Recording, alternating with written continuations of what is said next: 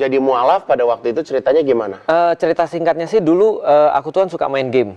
Suka main game dan suka kayak baca buku dan segala macam. Berarti kalau 23 tahun yang lalu warnet ya? Belum warnet, PlayStation. Oh, PlayStation. Ngalamin nggak, Pam? Iya lah, gue jaga rental. Oh, serius? Iya, serius. Oh, satpam di rental.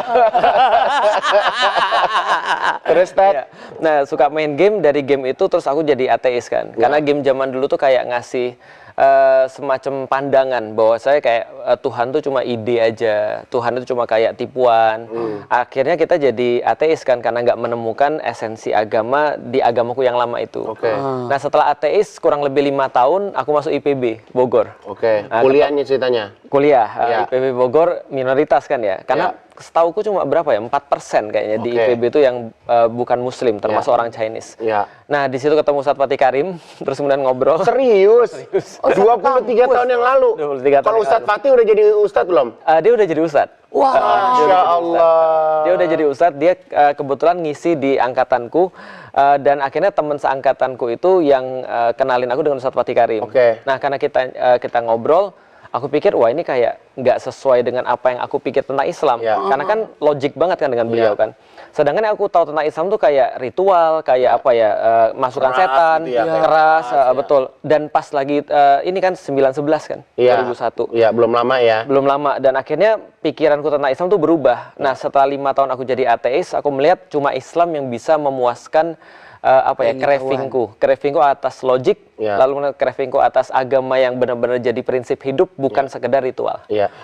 Berarti Ustadz ini dulu tuh mencari ya? Aku mencari kayak Tuhan itu ada nggak sih? Apa agama itu penting nggak sih? Benar. Gitu ya? Karena tanpa agama pun kasarnya Ustadz juga happy-happy aja gitu. Tanpa agama aku sangat happy, aku makan babi gitu kan.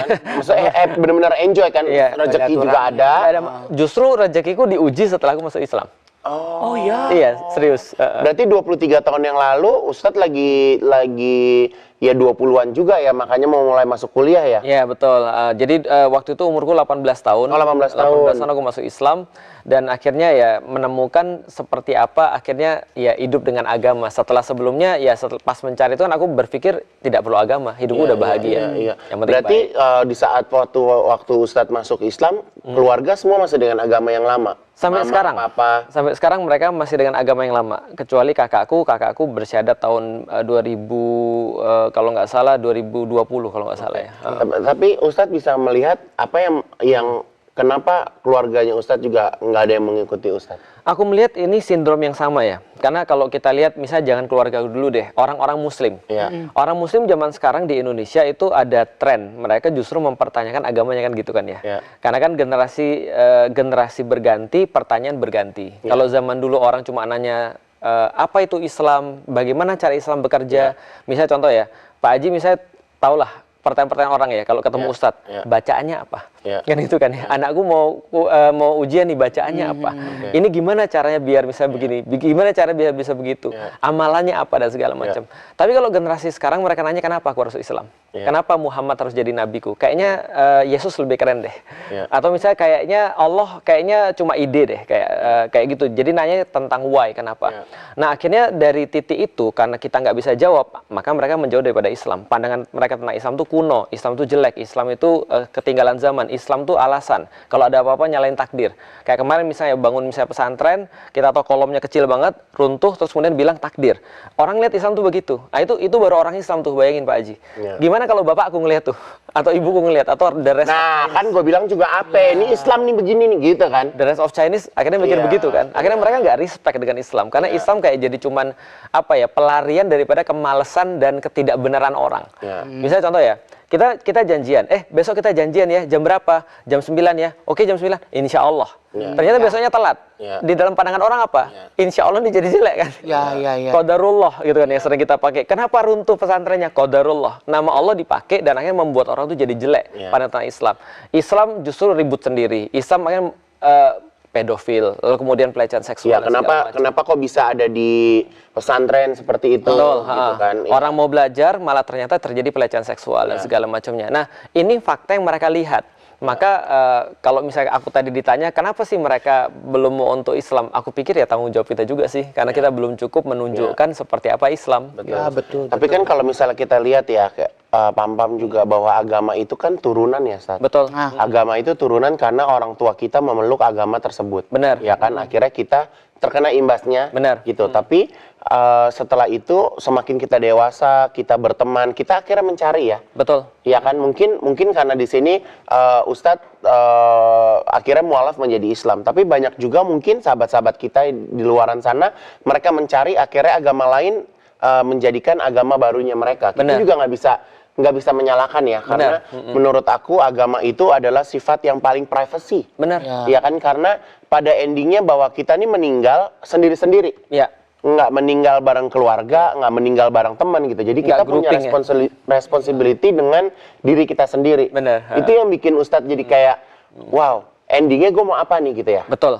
Akhirnya di satu titik memang aku nggak mempertimbangkan bahwa aku punya keluarga yang masih belum muslim. Ya. Karena bagaimanapun juga itu pilihan kita sendiri-sendiri, kita yang nikmatin. Tapi aku senangnya orang tuaku adalah mereka juga cukup bijak, terutama bapakku ya. Bapakku bilang ya, Lik, kamu yang jalanin. Agamamu kamu yang jalanin. Saya malu, saya mau orang. Wah, gitu ya kan. Pak Bi kan. Dia bilang, dia ngomongnya begitu. Artinya dia bilang ya, agamamu kamu yang jalani sendiri. Kalau memang kamu memutuskan masuk Islam, papi pesan jangan main-main aja. Kamu harus menyeluruh dalam ikut Islam. Aku tentu. Tapi ternyata ya kan pasti ada penyesuaian ya, adaptasi dan segala macam. Ya beruntungnya aku dibesarkan dalam keluarga yang cukup toleransi. Toleransi gitu. Dan orang dulu itu mungkin lebih bijak ya. Aku pikir begitu, dan harusnya memang begitu ya sebagai orang tua ya. Kalau zaman sekarang kan senggol bacok ya. So, kalau sekarang kan misalnya pindah sedikit dimusuhin, gitu. Blok, iya kan? Pak Haji sadar nggak sih, kalau ternyata di dalam Islam tuh bukan hanya orang pindah agama yang dimusuhin, tapi beda pengajiannya dimusuhin loh. Betul. Oh iya. Pernah ngerasa nggak sih? Iya, betul. Jadi contoh beda guru, beda ajaran, itu kayaknya udah beda pasport ya. Iya, pertama agamanya sama nih, beda pengajian sudah ternyata kayak beda agama. Di dalam satu pengajian aja, beda guru juga ternyata ada problemnya. Beda pandangan apalagi, terus ada problemnya. Nah, menurutku ini yang harus kita perbaiki karena ini dilihat oleh orang. Orang nggak mau tahu teori tentang Al-Quran. Al-Quran itu tidak mereka baca. Yang mereka baca kan kita sebagai seorang Muslim. Dia masuk Islam dulunya dia baik. Pernah nggak Pak Haji misalnya atau Pak Pam-Pam Mas Pam-Pam atau apa Pam-Pam? Dia nggak ada gendernya. Ada gendernya ya. Jadi panggilnya Pam-Pam aja. Contoh kayak Pam-Pam misalnya atau Pak Haji pernah nggak ketika kita misalnya kayak ada di satu pengajian ya. Lalu kemudian kalau kita ngelihat satu orang, dia sebelum dia hijrah dalam tanda kutip itu baik sama kita. Dia baik sama orang-orang, pergi clubbing bareng-bareng, bahkan nggak nanya kamu mabuknya pakai apa gitu kan ya asal mabuk aja, terserah mau mabuknya pakai apa. Begitu dia pengajian, dia nanya kamu ustadzmu siapa kan gitu, atau kamu misalnya ngambil pendapat yang mana. Padahal dulu ketika dia maksiat, dia bisa jadi orang baik. Ketika dia jadi orang baik dalam tanda kutip, itu nggak menunjukkan kebaikan pada orang lain. Dan biasanya kalau orang yang mendadak baik gitu jadi mengharamkan orang lain gitu nggak sih? Betul. Misalnya nih aku sama Pam-Pam, terus Pam-Pam nggak sholat, terus aku jadi kayak orang yang paling benar. Betul. Gitu. Ketika kita udah mulai sholat gitu, kita udah langsung kayak ngejudging orang, merasa lebih baik. Tapi itu menurutku apa ya? Cobaan yang paling sulit sih. Cobaan yang paling sulit. Tapi ini benar-benar realitas sih, Stas. Realitas. Maksudnya karakter seperti itu di saat kita hijrah atau di saat kita menuju lebih baik tuh kayak semua orang tuh salah gitu. Itu ujiannya setan kan, ujian paling sulit. Jadi kata orang, salah satu ujian paling sulit di dalam Al-Quran itu adalah sombong. Dan sombong itu hanya bisa ketika kita merasa bahwa kita lebih daripada orang lain. Tapi kalau kita nggak merasa lebih daripada orang lain kan nggak mungkin kita sombong. Contoh misalnya gini, nggak mungkin aku merasa sombong ketika ada Ustadz Adi Hidayat misalnya. Mau merasa sombong dari mana ya kan nggak mungkin. Tapi kalau misalnya aku ketemu dengan orang yang baru belajar, aku mungkin tuh merasa lebih bagus. Benar. Jadi kayak ngerasa kayak tingkatan ilmunya tuh jadi kayak lebih tinggi. Jadi kayak semakin jalannya nggak bisa ngeliat ke bawah ya, Ustadz ya? Betul, justru nggak bisa lihat ke atas, dia lihatnya ke bawah, looking down kan ke orang. Iya. Nah ini menarik ya, aku lihat buku buatan Ustadz Felix ya. Kenapa dalamnya dibuat ringan, dibikin kartunis, dibikin sesimpel itu? Apa sih yang willingnya dari Ustadz Felix bikin? Karena biasa kan kalau agama biasa kan bentuknya kan kayak teks teratur gitu kan. Apa yang membuat dirimu warga Bogor? Nah, tuh. Jadi kayak menarik banget ya. Iya, pertama karena span of attention-nya anak-anak muda zaman sekarang itu kan semakin pendek ya. Bahkan ada yang mengatakan sekarang lebih rendah daripada ikan mas koki. Iya. Ikan mas koki 8 detik katanya, dan mereka katanya lebih rendah. Tapi ya bukan karena itu juga sih, tapi salah satu pertimbangannya adalah memudahkan orang. Karena bagaimanapun banyak message yang ditolak, itu bukan karena message-nya, tapi karena yang bawain dan caranya. Penyampaiannya. Penyampaian Ya dan karena yang kalau orang mendengarkan sesuatu yang kalau penyampaiannya kayak menggurui atau penyampaiannya kasar, ya kan kayak misalnya ngajak ribut. sholat nggak lo? Gitu kan juga. Betul. Kayaknya kita juga jadi, ya siapa lo gitu kan. Betul. Padahal kita tidak boleh menyuruh-nyuruh orang lagi sholat. Ya. Oh nggak boleh tuh. Nggak boleh kan lagi sholat. Oh, lagi sholat ya. Ya. Iya sampai takut deh Nanti gue. kalau udah selesai baru. Gua sampai kayak Iya. nunggu selesai dulu ya. Nunggu selesai Ustaz, ya. dulu. Iya, iya. Tapi sekarang ini fenomena yang terjadi aku seneng loh. Jadi kan alhamdulillah tuh aku tuh kalau sholat gitu ya Ustaz ya, selalu mencari musola yang bagus. Oke. Karpetnya bagus, wangi. karpetnya nggak bau kaki, Iya, benar. wangi, dingin gitu Iya. kan. Jadi di spot-spot di mall-mall yang jadi andalan sholat gitu ya. Tapi sekarang masya Allahnya di setiap mall itu Udah pada bersih banget. ini apa namanya audiens untuk sholat itu banyak dan rame. Benar. Setiap sholat nunggu orang-orang pada wudhu kan gitu kan ya. Iya. Alhamdulillah. Jadi maksudnya itu yang membuat kita jadi wah seneng ya gitu. Jadi maksudnya kayak sekarang tuh ngelihat orang tuh udah nggak terlalu nggak semuanya memikirkan dunia aja. Betul. Tapi bisa meluangkan waktu untuk ya 5 menit, 6 menit, 7 menit untuk sholat. Tapi pas sholat kayak di mall gitu sering difoto-foto nggak sih? Enggak. Enggak ya? Aku sih enggak. Nggak difoto-foto? Enggak. Kalau setelah sholat mereka oh iya, kalau pas sholat nggak mungkin difoto. Ya? kalau ini saat kalau lagi umroh, dong. kalau lagi umroh, atau lagi haji, Oke. ini sih aku paling maksud aku bukannya aku nggak bersyukur sebagai public figure ya, Oke, Ustaz. oke. Tapi maksudnya kita umroh itu kan biayanya gede. Benar. Masing-masing sama kita punya biaya yang gede. Benar. Masing-masing kita punya tujuan yang sama. Betul. Tapi kita lagi misalnya contoh ya, Ustaz, kita lagi tawaf. Bisa tuh orang minta foto lagi tawaf. Lu ngapain gitu ya maksudnya? Bener nggak? Lagi apa tuh kita yang doa di antara pintu Ka'bah sama multazam. Multazam. Oh, pas kita lagi doa, lagi fokus. Ini kamera udah di sini, Ustaz. Padahal kita lagi khusyuk. Bener, jadi ujian banget ya. Itu ujian banget gitu. Iya Dan kan? kita kadang-kadang merasa terganggu kan sebenarnya kan ya. Merasa terganggu, tapi kalau satu sisi mikir kayaknya Iya. semua orang pengen ada di posisi kita, nggak sih? Benar. Akhirnya aku juga sama ketika saat itu aku cuma bisa berpikir ya udahlah mudah-mudahan ini bisa buat dia bahagia. Iya. Bisa buat dia senang. Ustadz, kita mundur lagi ya. Pas Ustadz lagi mualaf. Kenapa Ustadz harus jadi Ustadz? Oke. Kenapa nggak jadi desainer? Oke. Sebenarnya aku sekarang Jadi desainer jauh Emang kenapa? Emang orang Cina nggak boleh jadi Kan desainer? dia mainnya game, bukan main baju. kan jadinya desainer game ya gitu ya, Iya developer. kan maksud aku, kenapa Ustadz memilih jadi Ustadz? Oke, pertama gini, ada satu hal yang menjadi hal yang sama ketika orang jatuh cinta. Dia pengen ngomong. Ya. Makanya kan katanya Gibran ya, tapi bukan Gibran yang ini ya. Bukan ya? Oh, aku udah kok. Ini yang Khalil Gibran. Oh, Khalil Gibran. Iya. Ini Gibran yang penyair ya. Ya, aku suka yang itu Khalil Gibran. Sabar, Pam. Nah, Khalil Gibran tuh pernah bilang begini, buat orang yang jatuh cinta, Allah kasih dia 2 karunia. Pertama adalah lidah dan yang kedua air mata. Jadi orang yang jatuh cinta tuh sering nangis, yang kedua adalah sering ngomong. Contoh misalnya kayak gini ya, kalau kita jatuh cinta pada sesuatu, kita pasti ngomong dan nggak bisa dihentikan untuk ngomong tentang itu.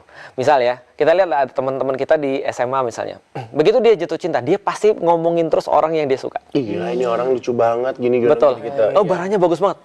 Jangankan lihat orangnya, lihat sandalnya aja udah deg-degan dia. Udah kayak udah takut, khawatir gitu kan ya. Karena orang jatuh cinta itu pasti pertama dia ngomongin, yang kedua dia air matanya netes. Nah, maka ketika kita jatuh cinta terhadap sesuatu apapun itu pasti kita akan promo, pasti. Ya. Kita Tanpa di-endorse ya. tanpa di-endorse. Ya. Kita nonton film, kita suka, kita promoin. Ya. Kita ketemu dengan teman, kita suka, kita promoin. Kita makan di satu tempat, murah, enak, kita akan promoin ke orang lain. Bayangin gimana ketika aku ketemu Islam. Lalu aku dapat Islam itu adalah sesuatu yang bagiku, nolong banget bagiku, menjadi solusi bagi hidupku pada saat itu. Dan aku ngerti bahwasanya Islam ini ternyata nggak diketahui oleh banyak orang Muslim yang lain.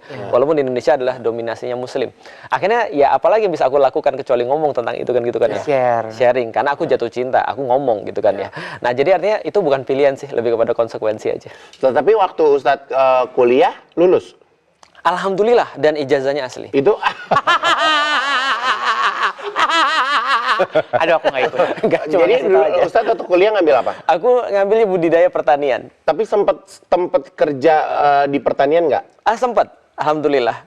Jadi dulu tuh ceritanya bapakku tuh di dunia pertanian, dia di dunia pestisida. Nah, jadi ketika aku mau milih kuliah, waktu itu aku dapat beberapa undangan sama beberapa keinginan. Bapakku bilang, "Lik, coba daftar ke IPB." Aku bilang, "Mana ada orang Cina di IPB?" kan gitu kan. Tapi nggak apa-apa, daftar aja, nanti bantuin papi. Ya udahlah, namanya anak kan gitu kan ya. Mau pilih apa? Yang kedua aku pilih teknik kimia.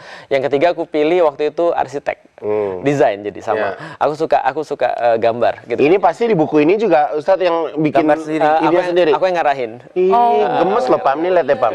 Gemes banget beneran.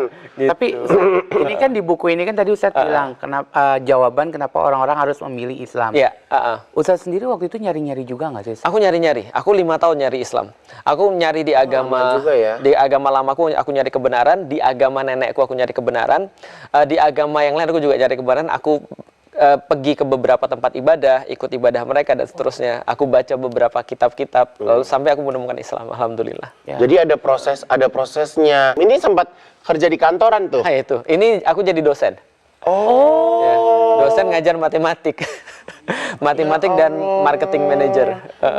Lucu banget ya. Muda ya.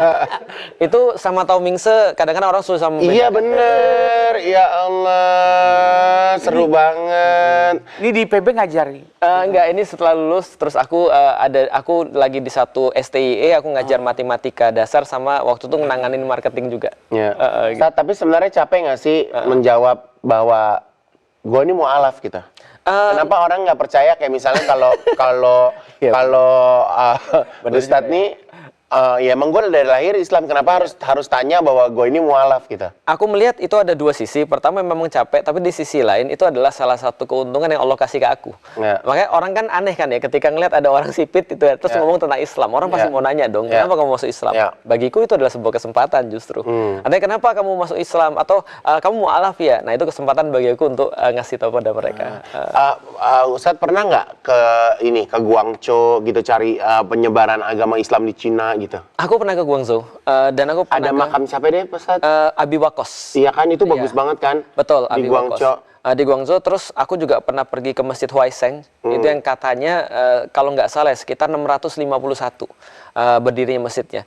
Jadi kalau andaikan di Indonesia mungkin masuk Islamnya sekitar tahun 800-an, itu berarti mendahului sekitar 200 tahun tuh. Oh, udah lebih dulu ya. 651. Ya kan kalau Cina itu kan dekat ke dataran kayak Kazakhstan yang gitu-gitu kan dia lebih dekat kan. Katanya kan dulu ada satu hadis, meskipun ada yang bilang bahwa ini adalah hadis yang lemah ya, atau hadis yang mungkin bukan hadis ya, tapi ada yang mengatakan ini juga hadis. Ini pernah dengar nggak, tuntutlah ilmu sampai ke negeri Cina? Iya. Itu menjadi wajar karena pada saat itu kalau kita lihat Silk Road, jalur sutra itu, perdagangan itu kan dari Cina sampai ke Syam ya. Nah berarti kan melalui bagiannya adalah Arab. Makanya mungkin pada saat itu pepatah itu bermaksud atau hadis itu bermaksud, entah siapa yang meyakininya, bahwasanya kalau kamu mau nyari ilmu harus ke tempat yang paling jauh daripada Silk Road, yaitu dari Cina. Maka sangat mungkin sekali kalau ada sahabat mungkin atau ada muslim yang diutus untuk menyebarkan Islam ke negeri Cina. Ya 651 mereka udah punya masjid kan. Udah punya masjid, berarti sebenarnya peradaban segala macam kan. Jadi sebenarnya kalau dilihat dari situ, aku sebenarnya senior dibandingkan dengan Pak Haji. Iya. Iyalah, karena duluan orang Cina. Iya. Aku juga ada Cina-Cinanya. Aku ada Cinanya. Dari bapak atau ibu dapatnya? Dari mama. Mamaku Chinese Bekasi. Oh gitu. Iya. Berarti mamaku Chinese Bekasi, bapaknya orang Belanda. Oh, iya. Campuran berarti. Iya, jadi pas orang Belanda lewat, toto nenek kita bunting. Belandanya pergi lagi. Ya orang dulu kan begitu. Ya, betul. Ya kan mudah hinggap, udah hempas, ya kan, zaman dulu. Ya. Kalau aku tuh kan ngalamin yang namanya, ini aku bukan yang ngomongin ke orang ya. Aku tuh ngalamin yang namanya Islam KTP. Oke. Aku terlahir Islam, tapi ya udah KTP aja gitu. Semua yang Allah perintahkan yang nggak ada. Yang nggak ada aku jalanin gitu. Betul. Tapi aku alhamdulillahnya di tahun ini tuh Allah kasih keinginan untuk pulang. Iya, Masya Allah. Kesempatan untuk pulang gitu. Nah, gimana sih Ustadz? Mungkin customer aku ini kan masih banyak yang Islam KTP. Iya. Iya kan? Masih banyak yang di studio aja mungkin masih ada yang Islam KTP. Itu udah pada kesinggung tadi. Benar nggak? Iya kan? Gimana caranya kita nih sebagai orang Islam bisa tergerak hatinya untuk bisa kembali ke Allah? Di salah satu di dalam buku itu aku nyampein begini, kita itu jangan sampai kita hanya berfokus pada sesuatu yang bersifat hasil atau akses, tapi harusnya kita berfokus pada sumber atau aksesnya. Jadi apa sih menyebabkan itu? Contoh kayak gini ya, kalau ada orang sakit misalnya, maka dia berfokus pada panas badannya, itu dia salah. Panas itu adalah symptoms, adalah tanda hasil daripada sesuatu yang terjadi di dalam badan kita. Nah, artinya kalau di dalam Islam juga sama. Kalau kita fokus ke kenapa sih anak kita malas sholat, atau kenapa sih kita malas untuk melaksanakan Islam, atau kenapa sih kita tuh nggak mau untuk memahami Islam, itu hasil. Tapi ada sumbernya. Nah, sumbernya itu pertanyaan why tadi itu. Nah, jadi kalau seandainya kita menjawab pertanyaan why, insya Allah semuanya beres. Masalahnya adalah Indonesia itu mengajarkan Islam dan seluruh ilmu-ilmu yang lain itu what and how, bukan why. Contoh ya, pertama kali kita belajar Islam, masih ingat gak? Belajar Islamnya apa pas di SD? Bab pertama. Bab pertama. Rukun Islam. Keren banget.